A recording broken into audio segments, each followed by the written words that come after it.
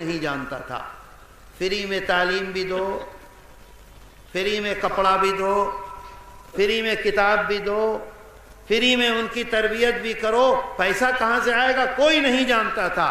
اللہ نے دلوں میں ڈالا چند لوگوں کے، راتوں میں روتے تھے، کہتے تھے اے اللہ ہندوستان سے اسلام مٹ چکا ہے، اسلام کو باقی رکھنے کی آپ ہی شکل بنائیں گے۔ راتوں میں روتے تھے، گڑ گڑاتے تھے۔ اللہ نے دل میں ڈالا ایسے کرو، مسلمانوں کے دل میں ڈالا تم جو کماتے ہو اس کو مدرسوں کے اوپر نچھاور کر دو، دے دو اپنی کمائی۔ آج ہمارے دل میں کہاں سے آتا ہے چندہ دو، فوراً اپنی جیب سے پیسہ نکال کے دے دیتے ہیں۔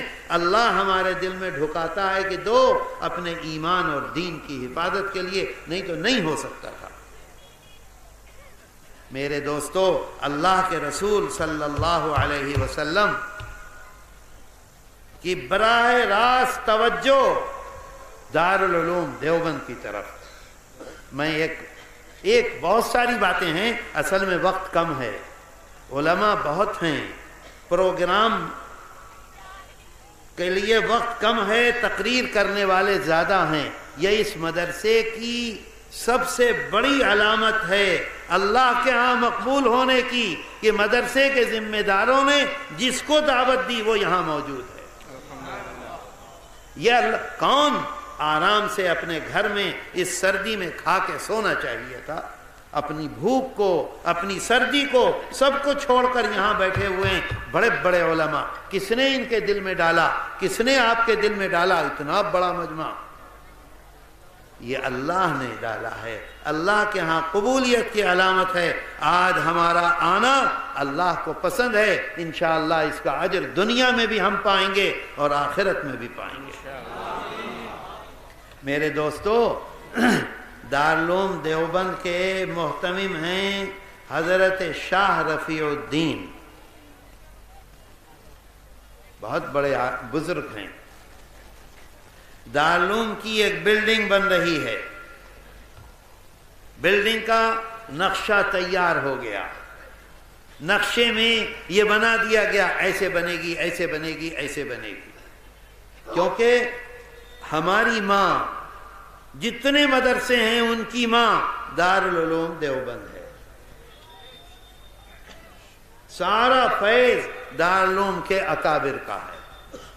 میں ابھی بتلاؤں گا آپ کو۔ بلڈنگ تیار ہونے کے لیے نقشہ بن گیا، حضرت شاہ رفیع الدین رحمت اللہ علیہ خواب میں دیکھتے ہیں کہ ہمارے اور آپ کے سب کے آقا حضرت محمد صلی اللہ علیہ وسلم اپنی چھڑی لے کر تشریف لائے ہیں اور حضرت شاہ صاحب سے ایسے نشان لگا رہے ہیں زمین پہ، فرماتے ہیں بلڈنگ ایسے بناؤ، بلڈنگ ایسے بناؤ، بلڈنگ ایسے بناؤ۔ بات سمجھے آپ؟ خواب میں تشریف لاتے ہیں، دارالعلوم دیوبند کی بلڈنگ کا نقشہ تیار ہے، آ کے فرما رہے ہیں دیکھو نشان لگا کے، کچی زمین پر نشان لگایا جائے تو نشان پڑ جاتا، ایسے نشان لگا کے فرما رہے ہیں بلڈنگ ایسے، بلڈنگ ایسے، بلڈنگ ایسے۔ حضرت شاہ صاحب خوشی میں جیسے ہی آنکھ کھلی اٹھ کے بیٹھ گئے اور رات ہی میں اٹھ کے آ گئے وہاں جہاں زمین تھی دارالعلوم کی، کہ یہاں آ کر دیکھیں کہ اللہ کے رسول صلی اللہ علیہ وسلم نے جو نقشہ بتلایا ہے ایسا ہے کہ نہیں۔ اب جب روشنی ہوتی ہے، روشنی سمجھ گئے، جب دن نکلتا ہے، رات کا اندھیرا ختم ہوتا ہے تو دیکھتے ہیں کہ چھڑی سے نشان لگا ہوا ہے، چھڑی کا نشان لگا ہوا ہے، ایسے بناؤ، ایسے بناؤ، ایسے بناؤ۔ دارالعلوم کی عمارت، بلڈنگ ایسے ہی بنائی گئی جیسے آقا نے نشان لگایا تھا۔ اسی دارالعلوم کا یہ فیض ہے جامعہ مدنیہ۔ میرے دوستو، ایک اور سنو، حضرت شاہ رفیع الدین رحمت اللہ علیہ کا ہے یہ بھی خواب۔ مجھے افسوس یہ ہے کہ میں آپ کی زبان میں آپ کی بھاشا میں تو بات کر نہیں رہا ہوں، اب آپ 10% سمجھ رہے ہیں، 20% سمجھ رہے ہیں، 50% سمجھ رہے ہیں، کچھ معلوم نہیں، لیکن یہ آپ کی محبت ہے کہ سب کے سب بالکل متوجہ ہو کے سن رہے ہیں، تو اس میں بہرحال کچھ نہ کچھ سمجھ میں آئے گا۔ حضرت شاہ رفیع الدین عصر کی نماز سے پہلے، اس بات کو سمجھیے، حضرت شاہ صاحب عصر کی نماز سے پہلے، آپ جانتے ہیں مدرسے میں ٹائم ہوتا ہے صبح ناشتے کے بعد سے دوپہر تک، دوپہر میں چھٹی ہو جاتی ہے، کھانا کھاتے ہیں، سو جاتے ہیں، ظہر کی نماز پڑھ کے پھر مدرسے میں آ جاتے ہیں، عصر کی اذان ہوتی ہے تو پھر چھٹی ہو جاتی ہے۔ حضرت شاہ رفیع الدین صاحب محتمم ہیں دارالعلوم دیوبند کے، تو جب عصر کی اذان ہوئی، چھٹی ہوئی، تو وہ اپنے دفتر سے نکلے باہر، جب دفتر سے باہر نکلے تو طالب علم کو کیا کہتے ہیں بنگلہ میں؟ چھاتر۔ انہوں نے دیکھا کہ ایک چھاتر آیا اور اس کے ہاتھ میں مدرسے کا سالن ہے، سالن کو کیا کہتے ہیں؟ سالن کہتے ہیں، سالن ہے مدرسے کا۔ وہ چھاتر حضرت شاہ صاحب کو ایسے سالن دکھلاتا ہے اور اس میں پانی بہت ہے، یعنی پتلا ہے سالن، ایسے دکھلا کر اور سالن کو اس نے ایسے پھینک دیا زمین پر، سمجھ گئے آپ؟ چھاتر نے سالن دکھلایا حضرت شاہ رفیع الدین کو علیہ الرحمہ کو، اور دکھلا کے کہتا ہے کہ تمہارے مدرسے میں ایسا پانی سالن دیا جاتا ہے، میں تمہارے مدرسے کا کھانا نہیں کھاؤں گا، اور ایسے پھینک دیا سالن۔ حضرت شاہ صاحب چھڑی لیے ہوئے تھے، چھڑی کو ایسے ٹیک کر کھڑے ہو گئے، اور ان کے ساتھ ساتھ سب لوگ تھے۔ ان سے پوچھا کہ معلوم کرو یہ مدرسے کا چھاتر ہے کہ نہیں؟ چھاتر کہتے ہیں سطر، سطر، یہ مدرسے کا سطر ہے کہ نہیں؟ اسٹوڈنٹس ہے کہ نہیں؟ طالب علم ہے کہ نہیں؟ اصل میں تو جانتا نہیں نا آپ کی زبان، یہ ذرا میرے لیے مشکل ہوتی ہے۔ یہ مدرسے میں پڑھنے والا ہے کہ نہیں؟ شکشا مدرسے میں لیتا ہے یا نہیں؟ حضرت شاہ صاحب نے کہا کہ یہ مدرسے کا طالب علم نہیں ہے، مدرسے میں شکشا نہیں لیتا ہے۔ لوگوں نے کہا حضرت یہ مدرسے کا طالب علم ہے۔ حضرت شاہ صاحب نے فرمایا نہیں، یہ مدرسے کا طالب علم نہیں ہے۔ جو حضرت کے ساتھ لوگ ہیں وہ کہتے ہیں نہیں، یہ مدرسے کا طالب علم ہے۔ اب حضرت کھڑے ہو گئے اور کھڑے ہو کے فرمایا جاؤ تحقیق کرو، معلوم کرو۔ لوگ دوڑے، معلوم کیا، معلوم کر کے یہ معلوم ہوا کہ نہیں، یہ مدرسے میں شکشا نہیں لیتا، یہ مدرسے کا طالب علم نہیں ہے۔ اب لوگوں کو یہ حیرت ہوئی کہ حضرت اس کو جانتے نہیں، حضرت نے اس یقین سے کیسے کہہ دیا یہ مدرسے کا طالب علم نہیں ہے، مدرسے میں شکشا نہیں لیتا ہے۔ تو لوگوں نے پوچھا حضرت سے، حضرت آپ یہ بتلائیے آپ نے پہچانا کیسے کہ یہ مدرسے کا طالب علم نہیں ہے؟ اب سنیے آگے کی بات، غور سے سنیے۔ حضرت فرماتے ہیں کہ آج رات میں نے ایک خواب دیکھا تھا، اگر یہ مدرسے کا طالب علم ہوتا، کیا کہتے ہیں طالب علم؟ ساترو، اگر یہ مدرسے کا ساترو ہوتا تو میرا خواب جھوٹا تھا۔ اسے سمجھ لو، سبحان اللہ سے نہیں کام ہوتا، بات سنو، سبحان اللہ مت کہو، وہ یہاں کے لوگوں سے کہنا، سبحان اللہ نہیں، بات کو سمجھو اور سمجھنے کے بعد اس پر عمل کی کوشش کرو۔ میرے دوستو، حضرت شاہ رفیع الدین فرماتے ہیں کہ اگر یہ مدرسے کا طالب علم ہوتا تو میرا خواب جو میں نے آج دیکھا تھا وہ جھوٹا تھا، اور اگر یہ مدرسے کا طالب علم نہیں ہے، کیونکہ حضرت نے کسی سے صبح سے اس خواب کو بیان نہیں کیا، اللہ نے اس خواب کو بیان کرا دیا انتظام کر کے۔ اللہ نے یہ انتظام کیا کہ وہ خواب دنیا میں عام ہو جائے. حضرت نے صبح سے شام ہو گئی، عصر کا وقت ہو گیا، کسی کو نہیں بتلایا تھا. اب لوگوں نے کہا کہ حضرت کیا خواب ہے کہ آپ کہہ رہے ہیں اگر یہ مدرسے کا طالب علم ہے تو میرا خواب جھوٹا، اگر مدرسے کا طالب علم نہیں ہے تو میرا خواب سچا. تو دارالعلوم دیوبند میں ایک کنواں ہے. کنواں جانتے ہیں؟ کنواں ہے. حضرت نے فرمایا کہ میں نے آج رات میں خواب دیکھا کہ جہاں کنواں ہے وہاں بہت بڑا حور ہے. حور ہی کہتے ہیں نا جہاں پانی بہت رہتا ہے بنگلہ میں، وہاں بہت بڑا حور ہے. اور حور پانی کا نہیں ہے، حور دودھ کا ہے. دودھ کا حور ہے اور اس کے کنارے پر ہمارے آقا اور سردار حضرت محمد صلی اللہ علیہ وسلم تشریف رکھتے ہیں، بیٹھے ہوئے ہیں. اور حضرت شاہ صاحب یہ کہتے ہیں کہ میں آپ کے پیچھے کھڑا ہوا ہوں اور سامنے ایک بہت لمبی لائن ہے. ہزاروں ہزار، لاکھوں لاکھ آدمی لائن لگائے ہوئے کھڑے ہوئے ہیں. اچھا لائن سمجھ رہے ہیں بات کو؟ لائن لگائے کھڑے ہیں. کسی کے ہاتھ میں چھوٹا سا پیالہ ہے، کسی کے ہاتھ میں بڑا برتن ہے، کسی کے ہاتھ میں اور بڑا برتن ہے. برتن کسی کے ہاتھ میں برتن ہے، کسی کے ہاتھ میں بہت بڑا مٹکا ہے.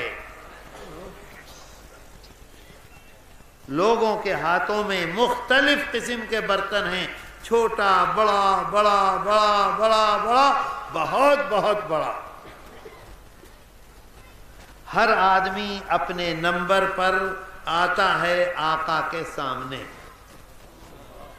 جب اس کا نمبر آتا ہے وہ سامنے آ جاتا ہے. جیسے ابھی طلبہ کا نمبر آئے گا جو فارغ ہوئے ہیں اپنی پگڑی لینے کے لیے تو ان کو پگڑی دے دی جائے گی. اس طرح سے جب نمبر آتا ہے آدمی کا وہ سامنے آتا ہے. آقا اپنے دست مبارک سے اس کے برتن میں دودھ ڈالتے ہیں. کسی کے برتن میں تھوڑا دودھ ڈالتے ہیں، کسی کے برتن میں زیادہ دودھ ڈالتے ہیں، کسی کے برتن کو بھر دیتے ہیں، کسی کے برتن میں اتنا دودھ ڈالتے ہیں کہ وہ گرنے لگتا ہے. چاروں طرف لوگ چل رہے ہیں اپنے اپنے برتن کو لے کر، سامنے آ رہے ہیں، آگے بڑھ رہے ہیں، سامنے آ رہے ہیں، آگے بڑھ رہے ہیں. حضرت شاہ رفیع الدین فرماتے ہیں کہ میں نے ایک ایک آدمی کے چہرے کو دیکھا، ایک ایک آدمی کے منہ کو دیکھا. میں نے یہ لڑکا تھا جس نے میرے سامنے مدرسے کے سالن کو پھینکا ہے، اس لڑکے کو میں نے اس لائن میں نہیں دیکھا تھا. اس وجہ سے میں نے یہ بات کہی کہ اگر یہ لڑکا طالب علم ہے تو میرا خواب جھوٹا ہے، اگر یہ لڑکا یہاں نہیں پڑھتا ہے تو میرا خواب سچا ہے.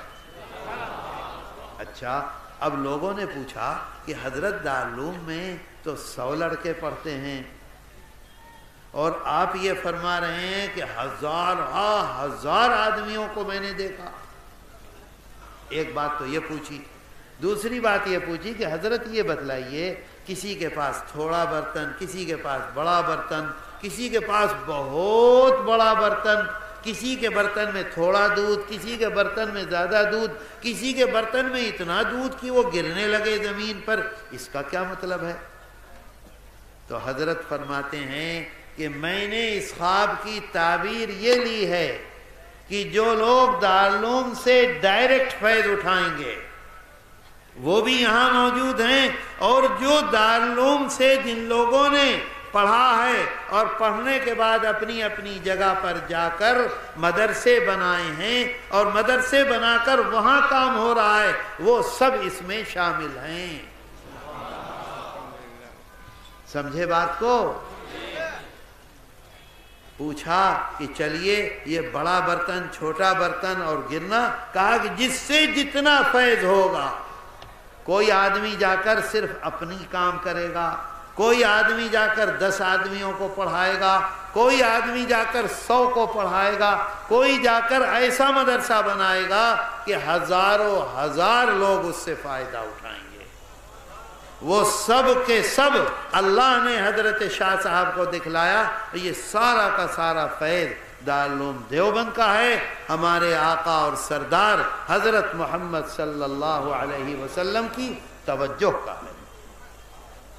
نہیں تو اتنے بڑے بڑے مدرسے 50 سال ہو گئے برباد نہیں ہوا، 50 سال ہو گئے ٹوٹا نہیں، 50 سال ہو گئے آگ نہیں لگی، 50 سال ہو گئے لوگوں نے اسے بھولا نہیں، بلکہ روزانہ آگے بڑھ رہا ہے، آگے بڑھ رہا ہے، آگے بڑھ رہا ہے. ابھی محتمم صاحب 1,80,00,000 ٹکے کا خرچہ بتلا رہے تھے.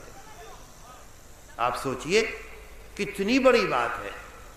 تو میرے دوستو یہ اللہ کا احسان ہے، یہ مدرسے اللہ کے رسول صلی اللہ علیہ وسلم کی ان پر توجہ ہے.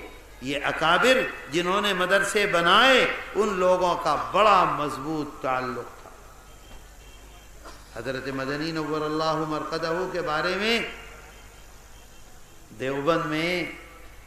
دیوبند کے قریب ایک جگہ ہے، اس کا نام ہے منصور پور. منصور پور کے نواب تھے.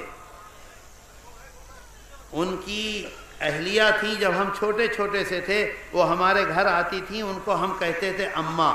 100 سال کی ان کی عمر ہو گئی تھی، ایک بھی دانت نہیں تھا. وہ ہمیں قصہ سناتی تھیں، ہمیں بٹھاتی تھیں سب بچوں کو، کہتی تھیں کہ تمہارے والد کون تھے تمہیں معلوم ہے؟ اور پھر سناتی تھیں کہ میں 17 سال کی تھی، آج سے تقریباً 40 سال پہلے وہ یہ قصہ سناتی تھی ہمیں.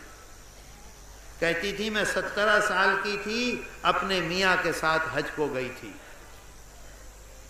بڑے نواب تھے ان کے میاں.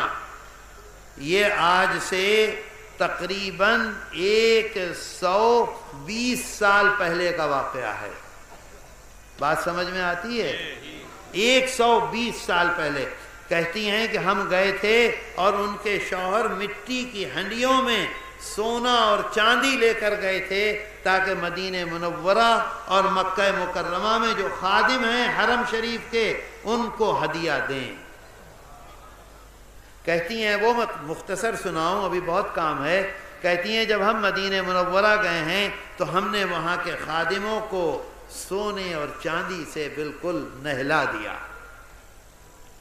جب عشاء کے بعد اس زمانے میں حرم شریف بند ہوتا تھا، حرم شریف بند ہو جاتا تھا، تو یہ کہتی ہیں مجھ کو اور میرے شوہر کو اماں سناتی تھی، ہم دونوں کو خادم اندر ڈھکا دیتے تھے حرم شریف کے اور سارے دروازے بند کر دیتے تھے.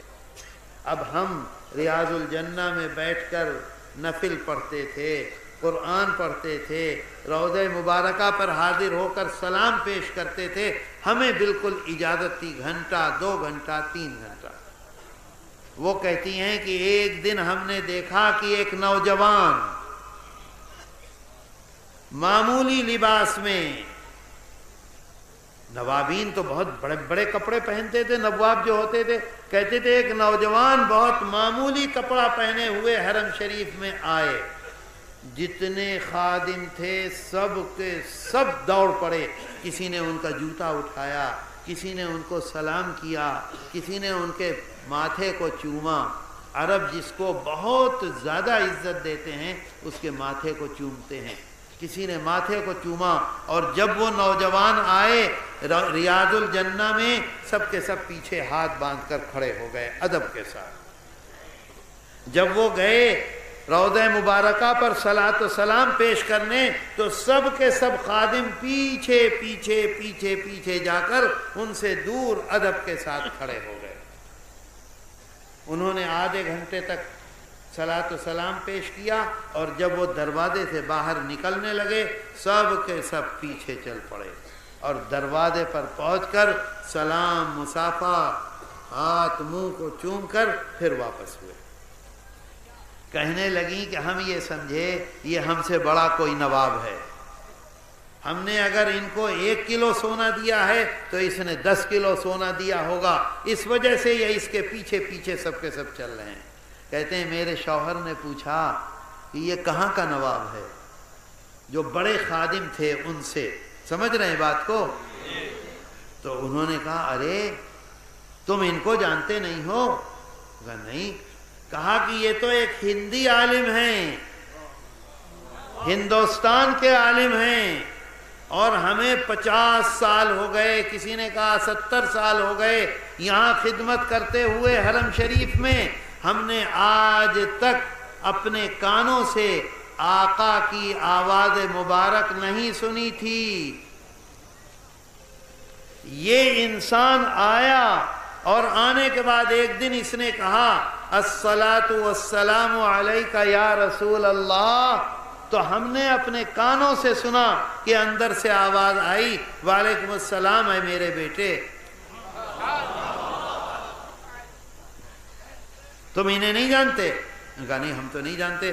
کہتے ہیں کہ پھر ہم نے تلاش کرنا شروع کیا تو وہ حضرت مولانا سید حسین احمد مدنی نور اللہ مرقدہ تھے. تو میرے دوستو، ہمارے اکابر کا، ہمارے بزرگوں کا اللہ کے رسول صلی اللہ علیہ وسلم کے ساتھ ایسا مضبوط تعلق تھا.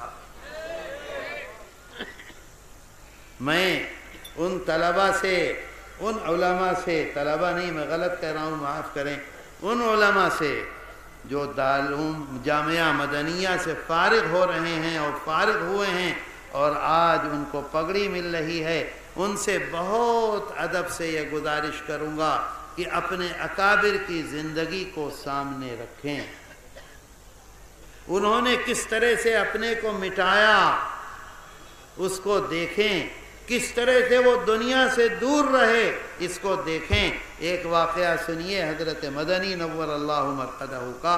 خود انہوں نے سنایا، میرے بڑے بھائی محدث دارالعلوم دیوبند، جمعیت علماء ہند کے صدر، جانشین شیخ الاسلام حضرت مولانا سید ارشد مدنی دامت برکاتہم کو ابا جی علیہ الرحمہ نے، حضرت مدنی نور اللہ مرقدہ نے خود اپنی زبان سے یہ واقعہ سنایا تھا.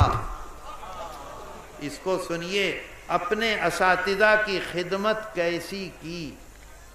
جس وقت ابھی انہوں نے حضرت نانوتوی رحمۃ اللہ علیہ کا نام لیا تھا، محتمین صاحب نے، حضرت نانوتوی رحمۃ اللہ علیہ کے جانشین ہیں شیخ الہند حضرت مولانا محمود حسن نور اللہ مرقدہ، دارالعلوم دیوبند کے پہلے طالب علم ہیں، بہت بڑے انسان ہیں.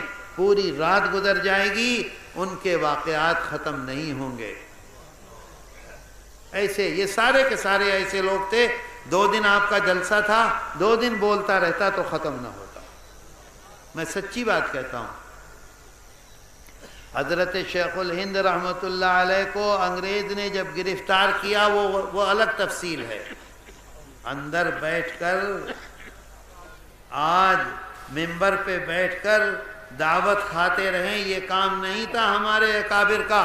میدان میں آ کر کام کرتے تھے، اسلام کی حفاظت کے لیے اپنی جانوں کا نذرانہ پیش کرتے تھے، کسی سے ڈرتے نہیں تھے. جہاں جیسی ضرورت ہے میدان میں کود جاتے تھے. یہ نہیں کہ پگڑی اور ٹوپی اور کپڑا اس کی حفاظت کرتے رہیں اور سمیٹتے رہیں. میرے دوستو، حضرت شیخ الہند رحمۃ اللہ علیہ کے ساتھ گرفتار ہو کر ٹاپو مالٹا یورپ میں لے جا کر قید کیا انگریز نے. ہندوستان کی کسی جیل میں نہیں قید کیا. بہت سردی وہاں ہوتی ہے. حضرت شیخ الہند کے لیے حضرت مدنی نور اللہ مرقدہ گرم پانی کا انتظام کرتے تھے. جیل میں کسی کو گرم پانی دیا جائے یہ تو بہت بڑا جرم ہے. اچھا وہ جیل ایسی کہ وہاں مائنس ہمارے ہاں اس وقت ڈگری ہوگا کم سے کم 25. اگر 0 پہ آ جائے تو برف جم جائے گا، اور 0 سے نیچے آ جائے تو ہر آدمی جم جائے گا، ہم یہاں بیٹھ نہیں سکیں گے. تو وہاں مائنس رہتا ہے 20 22، اتنی سردی. اور حضرت شیخ الہند رحمۃ اللہ علیہ بغیر وضو کے نہیں رہتے تھے، بوڑھے تھے، بار بار پیشاب آتا تھا، بار بار وضو کرتے تھے. تو حضرت مدنی ان کے لیے گرم پانی کا انتظام کرتے تھے. 4 ساتھی تھے.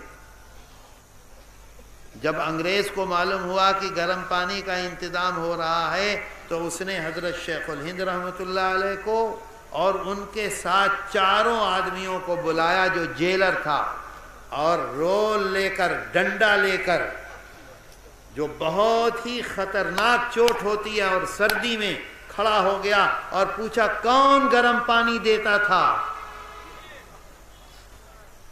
اب اگر حضرت چپ رہتے تو سب کو مارتا. حضرت نے فوراً آگے بڑھے ان سب سے اور فرمایا میں نے گرم پانی دیا ہے، کہ میرے ساتھیوں کی پٹائی نہ ہو، میں نے دیا ہے. فوراً آگے بڑھ گئے. اس نے کہا ہاتھ پھیلاؤ آگے، 1 رول، دوسرا ہاتھ پھیلاؤ، دوسرا رول. ایسے مارتا رہا، مار کھاتے رہے. کہا کہ نہیں میں نے دیا ہے، کسی نے نہیں دیا. وہ پیٹتا رہا، مار کھاتے رہے. کہا نہیں میں نے دیا ہے، کسی نے نہیں دیا. پھر اس کے بعد حضرت کو سزا دی. ایک کمرہ تھا جس کے اندر یہاں تک کادو رہتا تھا، اور کادو کے اندر لوہے کا تار جو ہوتا ہے جس کے اندر کانٹا لگا ہوتا ہے. دیکھا ہے آپ نے؟ دیکھا ہوگا تھانے میں یا جگہ جگہ اوپر تار لگا دیتے ہیں، اتنے لمبے لمبے کانٹے ہوتے ہیں. آج چوری نہیں، چور اس سے کود کے اندر نہیں جا پاتا. تو میرے دوستو، لوہے کے تار اس کادو میں بچھے ہوئے تھے تاکہ آدمی بس کھڑا رہے گا، نہ چل سکے گا، چلے گا تو وہ اندر گھسے گا، نہ بیٹھ سکے گا، بیٹھے گا تو وہ اندر گھسے گا، نہ لیٹ سکے گا، لیٹے گا تو وہ اندر گھسے گا. یہ سزا دی حضرت کو.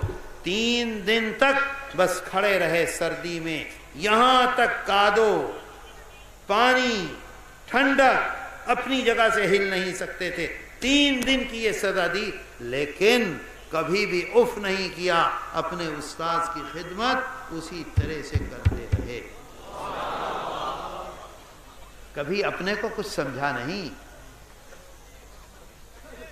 غریب سے غریب آدمی. ہمارے ایک رشتہ دار تھے، وہ ابا جی کے ساتھ سفر میں رہتے تھے. انہوں نے سنایا کہ ایک غریب آدمی نے الہ آباد میں یہ کہا کہ حضرت میرے گھر چلیے، چائے پی لیجئے. فرمایا چلو.